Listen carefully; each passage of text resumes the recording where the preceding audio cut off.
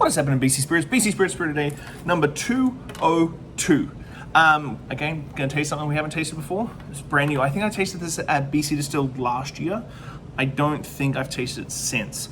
Now, I've done their beautiful rosé gin, finished in Cab Sauv barrels, which is gangbusters good. But I don't think I've ever tasted the regular gin. So we're gonna do Resurrections gin. Now, why do I find this one very special comparative to a lot of other gins in the province? One, it's bartender created. Brian Grant is a phenomenally talented bartender who used to run places like Poorhouse around Vancouver, and then he decided to open a distillery. So instead of opening his own bar or restaurant, he just decided to lose more money and open a distillery, because that's what we do in the industry. We do things that make us very, very happy and passionate about. Sans the consequences of whether or not it actually turns a profit long term, because most restaurants, distilleries, wineries, breweries don't. But he's been doing an absolute epic place. If you get a chance to go to his spot in Vancouver, please do. Epic space. From the outside, just looks like a grey building, little door. You walk inside this cavernous space, exposed wood and steel, great bar setup, obviously, because great cocktails. Put food trucks outside. Alex Black is over there now too, so you've got doubling down on just epic bartenders on epic bartenders. Number two, why is this one special? Is that it is 100% rye. Now, why is that weird? Well, I don't think there's any other rye-based, 100% rye-based gin in BC. Rye is a very specific grain, has a very specific flavor profile. It really is very unique, and if you ever taste rye whiskey, you'll understand what I'm talking about. But it's a rye-based gin. I don't think there is anything like this in BC. So when we start talking about different gins in BC, then we start talking about base spirits and base products. So rye spirit, juniper, coriander, lemon, angelica, rose. Super, super easy, very, very classic. I think this is really gonna have the rye spirit shine.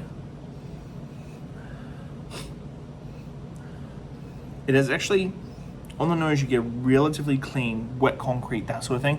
But then just in the very back, you gain that really rye spice. Like, it's been distilled down nicely enough that it's not rye forward, like in your face spiciness, but it's there in the nose.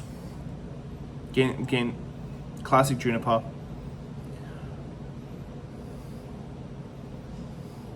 Citrus peel is nice, and so is the rose. The rose is very subtle as well. Rose is that one of those love-hate sort of flavor profiles where people either love floral notes in their gin and don't.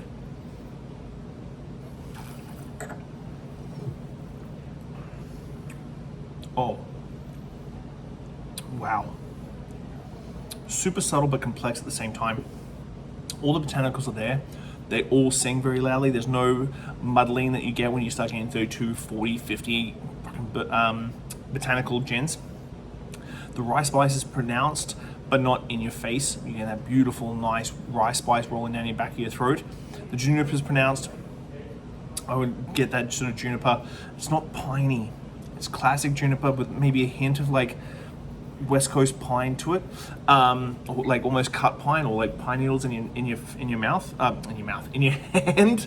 But yeah, definitely, this is sort of crossing the boundaries of like a London Dry West Coast style, but with that beautiful rye background.